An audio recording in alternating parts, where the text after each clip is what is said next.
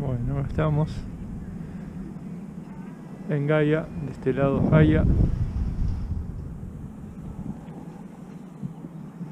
Allá enfrente Porto, la ciudad de Porto. Aquella torre que sobresale en la Torre de los Clérigos.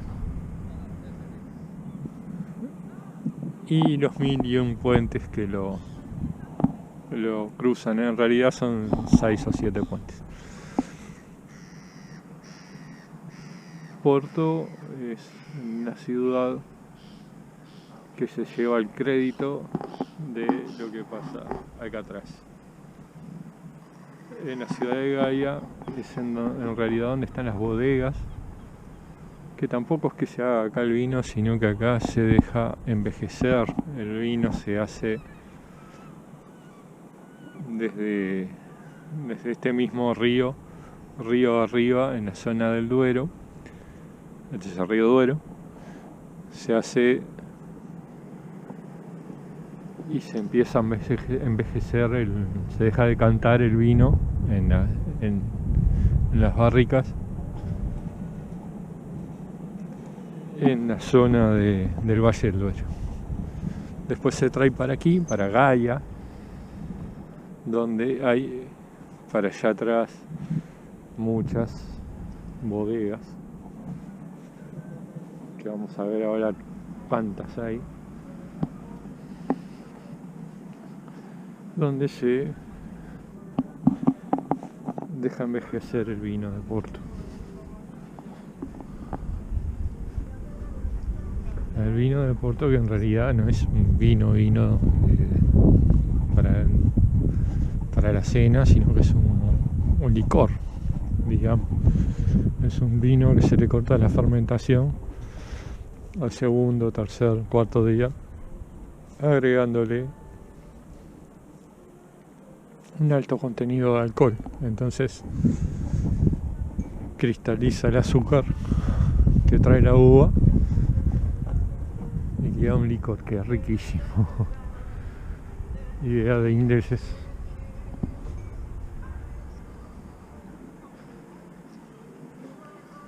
Que hizo famoso esta zona. En donde Porto en realidad es el que pone el nombre.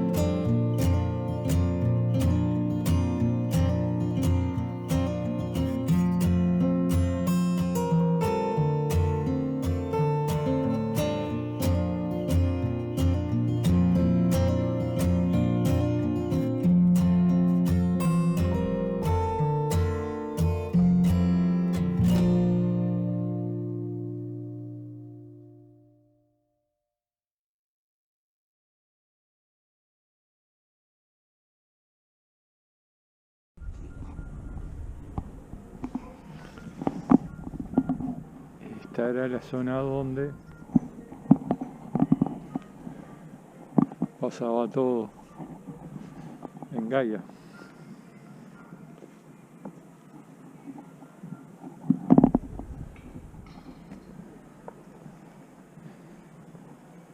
Los vinos se hacían en la zona del Valle del Duero y se traían hasta acá en estos barquitos, en un río que hoy en día es muy tranquilo, pero en realidad es muy caudaloso, muy problemático. Era antes de que se hicieran en su momento represas y demás.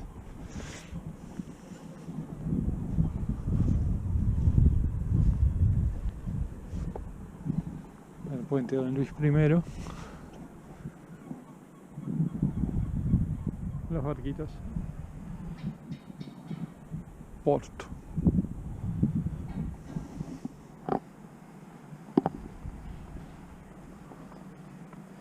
Entonces esta zona en época de los romanos y por ahí era llamada de Calais, y Porto era el puerto de Calais. En realidad estaba el puerto allá enfrente y acá era la ciudad. Ese Porto Calais fue cambiando con todas las diferentes culturas que fueron llegando a este lugar y adueñándose de este lugar, que fueron cambiándole de a poco. Ese Porto Calais fue cambiando de a poco hasta que terminó siendo Portugal. Ese es ¿de dónde sale el nombre Portugal? En realidad Portugal es toda la zona del norte del Duero hasta allá, hasta el Miño, es toda la parte que empezó como que se creó como Portugal y después fue bajando hacia el sur hasta lo que es hoy en día.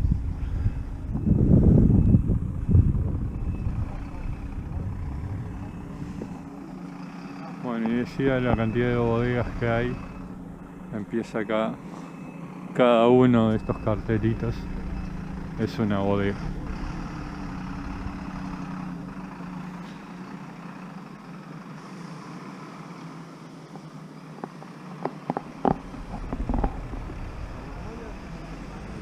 Esa en particular es la que visité hoy. Es una de las chicas, pero que tiene de los mejores vinos. Después hay 1.000.000 más. En principio eran todas de origen inglés, porque UNRWA firmó para que solo los extranjeros pudieran vender el vino de Porto, pero al final después se consiguió lo contrario, que los portugueses también pudieran comerciar con el vino.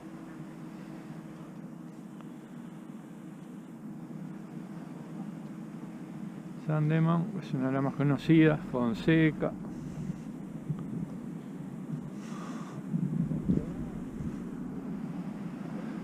Sandeman está hasta en la sopa. Para donde miren van a ver el zorro, que no es el zorro porque si no tienen que pagar derechos. Allá va uno de los metros cruzando el puente, que hoy lo voy a pasar por abajo.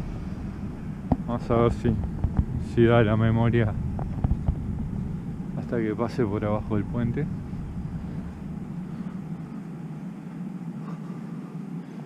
Y toda esta zona es muy linda para caminar y para andar. Se come muy bien, muy caro. Esta es la zona más cara para venir a comer. Y lo de muy bien, digo, ayer comí allá enfrente y me hizo bastante mal la comida. No era bueno.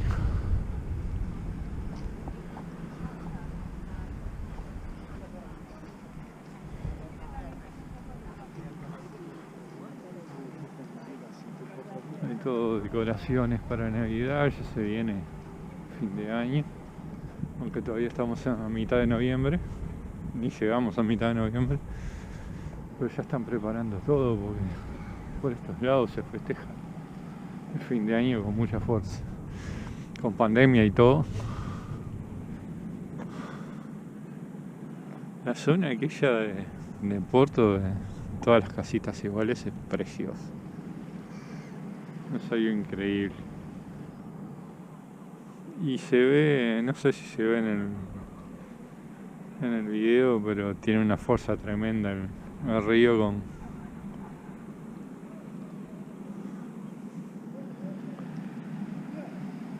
con todo creo lo frenan más arriba.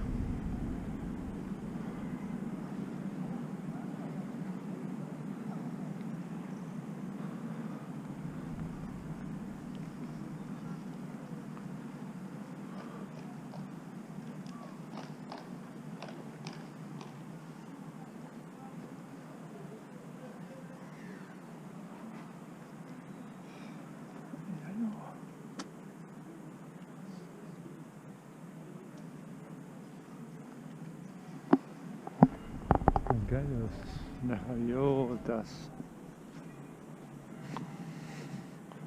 y las palomas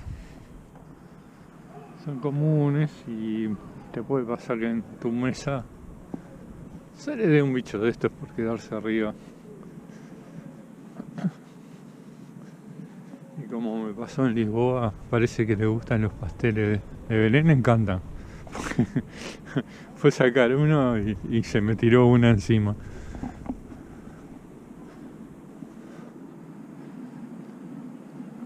Bueno, vamos a ver si llegamos con el video hasta Porto.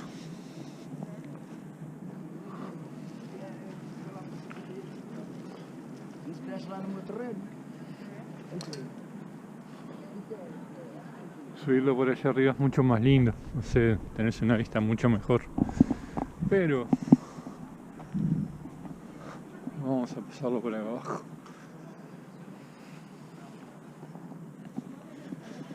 Tiene lo suyo.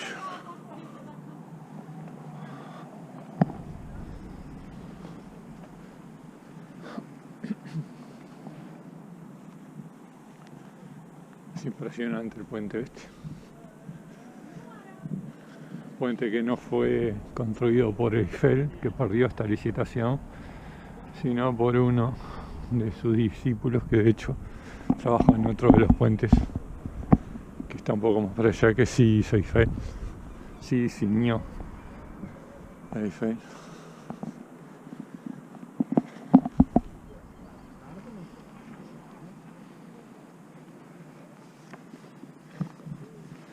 Van a ir a comer.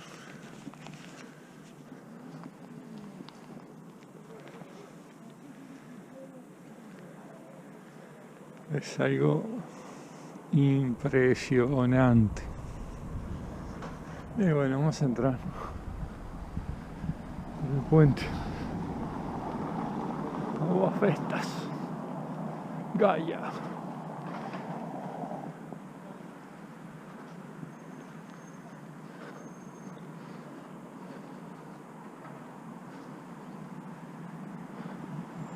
Puente Luis I, dice allá arriba. Y por esta parte pasan autos. Por la parte de arriba pasa el metro, que es mucho más confiable que los autos.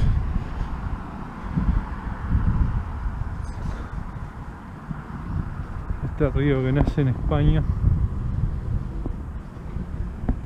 viene a desembocar por ahí cerquita, en unos pocos kilómetros.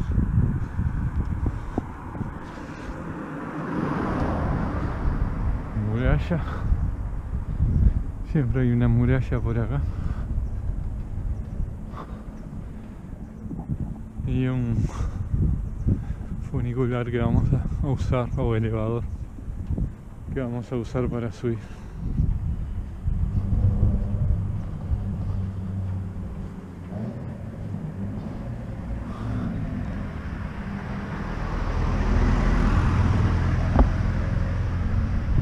Allá se ven dos pilares que eran los del puente colgante que había antes que este.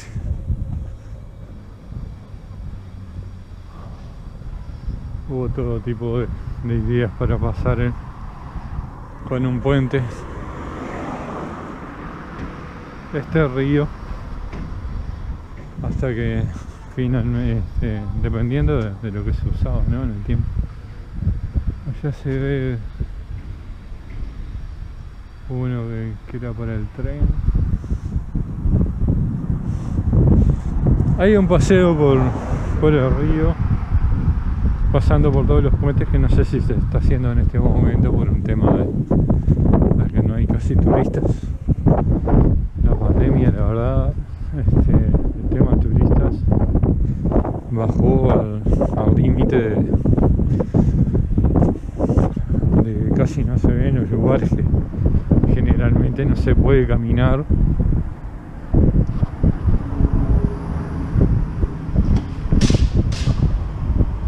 Bueno, aquel puente que se vea, o sea que no se puede caminar, pasó a que no hay turistas. Aquel puente de metal que se ve allá al fondo sí fue construido o diseñado por Eiffel y construido por quien diseñó este otro, trabajando para otra empresa.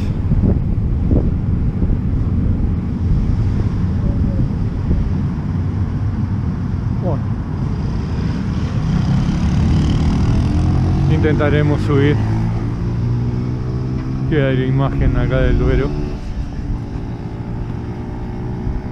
y del otro lado Gaia.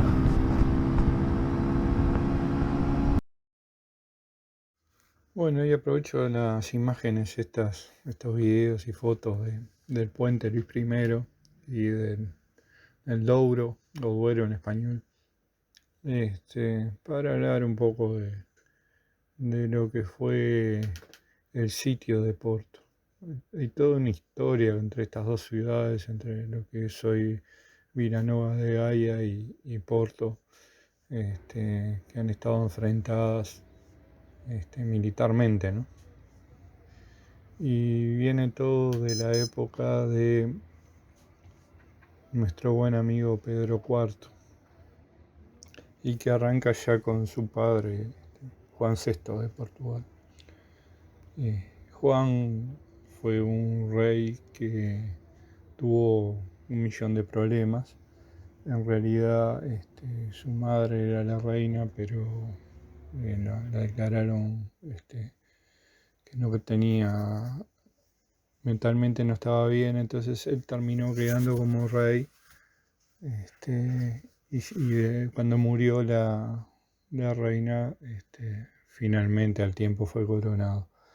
Pero este Juan fue el que con 1.000 problemas tuvo que enfrentar la venida de Napoleón a la península ibérica, y cuando se vio acosado, él se fue para Brasil.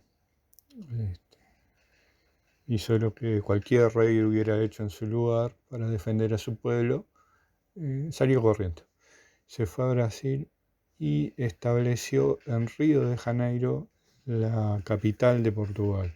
O sea, Río de Janeiro fue capital de un reino de Europa, o más bien Europa tuvo la capital de uno de sus reinos en Sudamérica.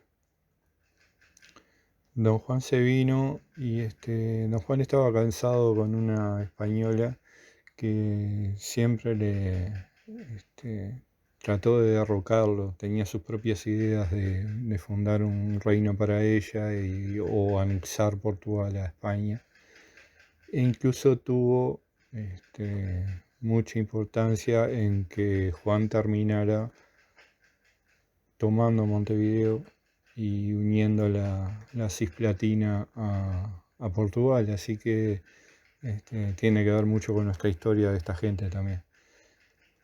De última, terminaron venciendo a Napoleón en la península ibérica. Los ingleses, que por aquel entonces eran sus hijos, esos que están metidos en todo el mundo, velando por el bien de los demás, y haciendo comercio a lo bobo, estaban cuidando ahí esa parte, y en realidad los portugueses empezaron a organizarse y formaron un consejo de regencia, o sea, se pusieron en lugar del rey que estaba en Río. Y todo esto llevó a que Juan mandara a Pedro a Portugal a arreglar el lío que se estaba armando, pero Pedro le dijo, no, yo estoy de acuerdo con los liberales, así que no voy a ir. Razón por la cual Juan terminó volviendo a Portugal, dejando a Pedro en su lugar cuidando la parte de Brasil. Se dice que antes de irse de Brasil a Portugal de nuevo, Juan le hizo ver a Pedro que el resto de los países de Sudamérica que no eran países en ese momento, se estaban independizando de España y que seguramente iba a pasar lo mismo en Brasil.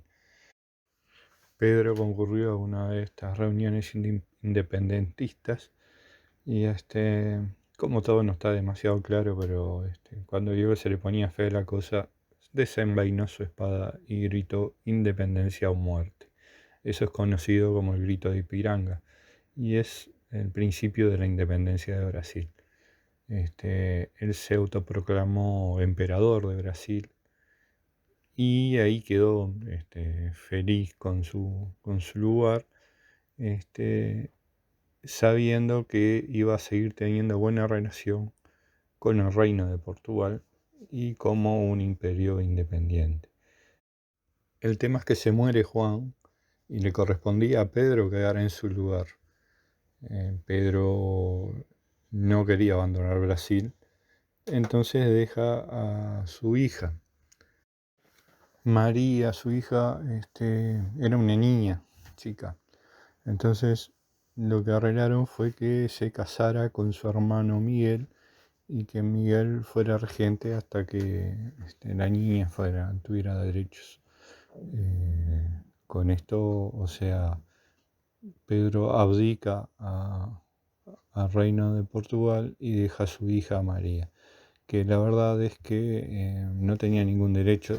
El sucesor era su hermano Miguel. Igual Miguel ya había atentado contra su propio padre y demás, no era bien visto. La cuestión es que Miguel termina quedando de rey y no hace caso a la niña, se queda como rey y es un rey puramente absolutista, él es el dios. Entonces deja de lado todo lo que habían conseguido los portugueses en esos años, y vuelve todo al reinado que era antes de su padre. Pedro finalmente se ve obligado a volver a Portugal y lo hace para enfrentarse a su hermano. Y este enfrentamiento tiene lugar en Porto y Galia. Como Miguel no sabía cuánta gente venía junto con Pedro, mandó sus tropas a que se unificaran en Galia y las tropas de Pedro entraron libres en Porto.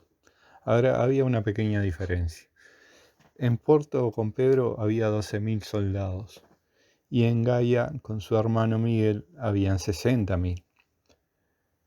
Lo que hizo Miguel fue poner un sitio a Porto que llevó 1 año y 2 meses. En esos años y 2 meses hubieron algunos enfrentamientos, algunas escaramuzas. La gente de Pedro termina tomando parte de una colina que hay ahí donde termina el puente Luis I del lado de Gaia.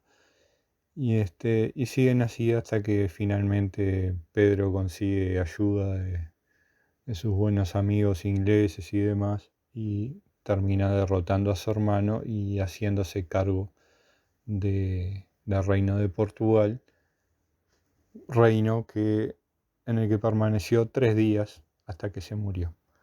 Pero esos 3 días que estuvo dejó todo una nueva constitución escrita y demás que volvieron todas las cosas a la normalidad y le dio cierta independencia a la gente de Portugal. Ya no era el rey el dios, sino que el pueblo tenía un rey, no era que el rey tenía un pueblo.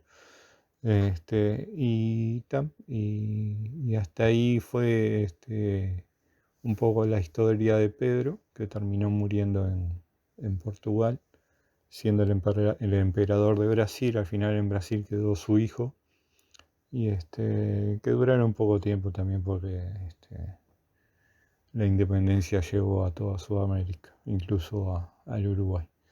Y, y eso es un poco la historia también de la guerra, el sitio que tuvo Porto, que en el que supongo que habrá muerto mucha gente, no, no se sabe nada de eso, y en la que Pedro terminó derrotando nuevamente a su hermano Miguel y tomando el trono, en el que al final quedó cuando murió Pedro, su hija, como quería Pedro.